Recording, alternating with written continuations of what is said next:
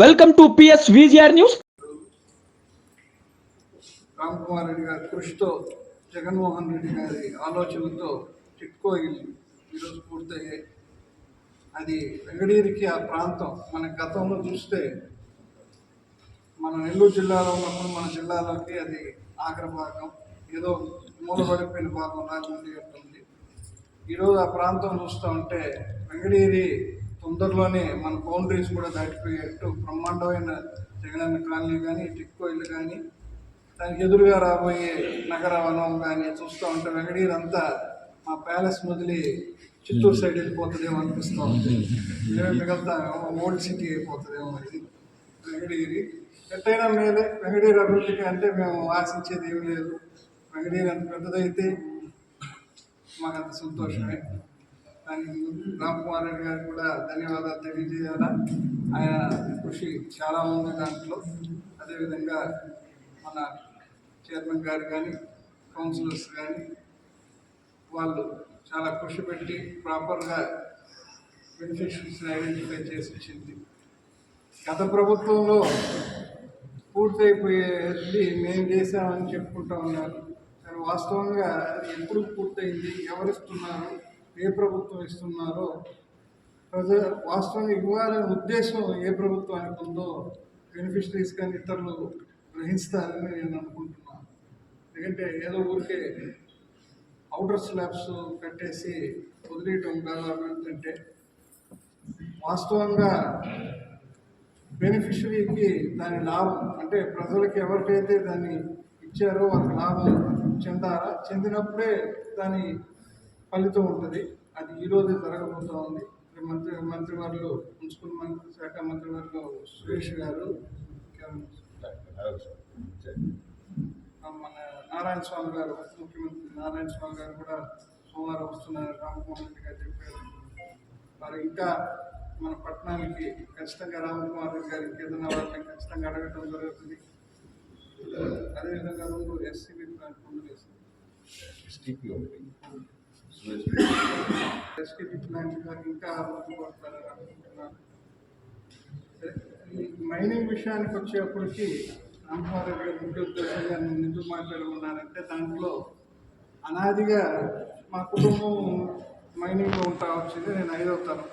మీ అందరికీ తెలిసి కొత్తది కాదు. మా తాతగారు దాన్ని ఒక స్థాయికి తీసుకోవటం జరిగింది. అదే మేము కొనసాగిస్తూ వచ్చాం. అనేక న్యూస్ పేపర్లలో అనేక ప్రతిపక్ష నాయకులు ఈరోజు ఏదో జరిగిపోతూ ఉంది, అక్కడ వైఎస్ఆర్ పార్టీ హయాంలో అన్యాయం జరిగిపోతుంది, అక్రమం జరిగిపోతుంది, ఇల్లీగల్ మైనింగ్ అని అనేక మీడియాలో చూస్తూ వచ్చాం. మేము ఒక భాగం కాబట్టి ఎవరో చెప్పేదానికంటే మేము చెప్తే కొంచెం డీటెయిల్గా ఉంటుంది. ఈ మైనింగ్ వ్యవస్థ అనేది అనాది బ్రిటిషర్స్ టైం నుంచి సీతాపురం మండలంలో మొదలైంది.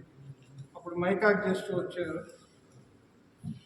కానీ దాంతోపాటు ఉన్న అసోసియేటెడ్ మినరల్స్ అంటే క్వార్ట్స్, ఫెలస్ఫార్, అసోసియేటెడ్ మినరల్స్ అంటారు వాటిని కూడా గత కొంతకాలంగా డిమాండ్ రావడంతో ఫెలస్ఫార్ ఏమో టైల్స్కి, క్వార్ట్స్ ఏమో ఎక్స్పోర్ట్కి మూమెంట్ రావడం జరిగింది.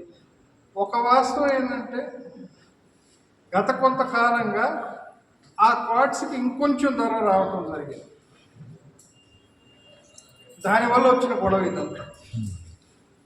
ఎవరు సంపాదిస్తూ ఉన్నారో కొందరికి మాకు కూడా దాంట్లో వాటా కావాలని, మా వాటా లేకుండా పోయిందే బాధతో చేసుకున్న గొడవే కానీ ఇది. అంతకుమించి అక్కడ ఏం జరిగిపోవటం లేదు. ఆ క్వార్ట్స్ అనేది మన ప్రాంతంలోనే దొరుకుతుందనేది కాదు, ప్రపంచంలో అనేక ప్రాంతాల్లో దొరుకుతుంది. మనది ఏదో స్పోర్ట్ దగ్గర ఉంది కాబట్టి భారతదేశంలో వాళ్ళకి ట్రాన్స్పోర్టేషన్ తగ్గుతుంది కాబట్టి ఇక్కడ ఎక్కువ రేట్లు ఇస్తూ ఉన్నారు అంతే. దాన్ని ఇంత ప్రాధాన్యతం చేయాల్సినంత అవసరం అయితే నాకు ఖచ్చితంగా కనపడటం లేదు. మైనింగ్ అనేది 19 డిపార్ట్మెంట్స్ మానిటర్ చేస్తారు. ఒక మైనింగ్ ట్రక్ దాటాలంటే ముందు ఆన్లైన్ పర్మిట్ తీసుకోవాలి. ఆన్లైన్ పర్మిట్ తీసుకోవాలంటే ఫస్ట్ ఆన్లైన్లో పర్మిట్ తీసుకున్నప్పుడు జీపీఎస్ ఉండాలి ఆ వాహనానికి. ఆ వాహనానికి జీపీఎస్ ఉందంటే ఆ వాహనం ఎక్కడి నుంచి ఎక్కడికి పోతుందో మనం పర్మిట్లు ఇస్తే వాళ్ళకి హెడ్ ఆఫీస్లో ట్రాకింగ్ స్టార్ట్ అయ్యింది. ఇల్లీగల్ అంటే పర్మిట్ లేకుండా, అంటే ప్రభుత్వానికి రాయితీలు కట్టకుండా ఎత్తుకొని పోయేది ఇల్లీగల్. వాటిని సీజ్ చేస్తారు, ఎవరైనా సీజ్ చేయొచ్చు. కానీ ఇప్పుడు పోతున్న ఏ వాహనానికి పర్మిట్ లేకుండా పోవటం లేదు. ఇక్కడ ఏమి ప్రభుత్వం దృష్టిలో లేకుండా ఇల్లీగల్గా జరిగితే ఖచ్చితంగా ప్రభుత్వం యాక్షన్ తీసుకుంటుంది. అదేవిధంగా సోదరుడు రామ్ కుమార్ రెడ్డి గారు ఏదో అక్కడ ఈ వ్యాపార రీతిలో ఆయన వర్గస్తులో ఇంటర్ఫియర్ అయ్యారని వచ్చే ఆరోపణలు కూడా ముమ్మాటికి నేను ఖండిస్తాను. ఆయన కానీ వారి కుటుంబ సభ్యులు కానీ గతంలో ఇక్కడ వెంకటగిరిలో ఉన్నారు. మేము వారికి ఆపోజిట్ పార్టీలో ఉన్నా కూడా పార్టీ సిద్ధాంతాలు బట్టే ఉన్నాం, కానీ వారు ఏ రోజు ఇట్లా ఈ స్థాయికి దిగదాచి రాజకీయం చేసింది లేదు. ఇప్పుడు కూడా ఆయన ఖచ్చితంగా నాకు తెలిసి ఇటువంటి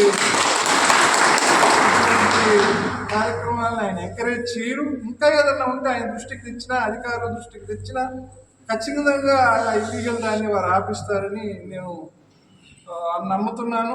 నాకు కూడా ఏదైనా దృష్టికి వస్తే వారి దృష్టికి తీసుకొని వచ్చి దాన్ని అరగట్టేదానికి ప్రజల ధనం, ప్రభుత్వ ధనం ఎట్టి పరిస్థితుల్లో నష్టం కానికుండా ఆ ప్రాంత వాసులకే వారు తగ్గేట్టు చేస్తారని నమ్ముతూ సెలవు తీసుకుంటారు.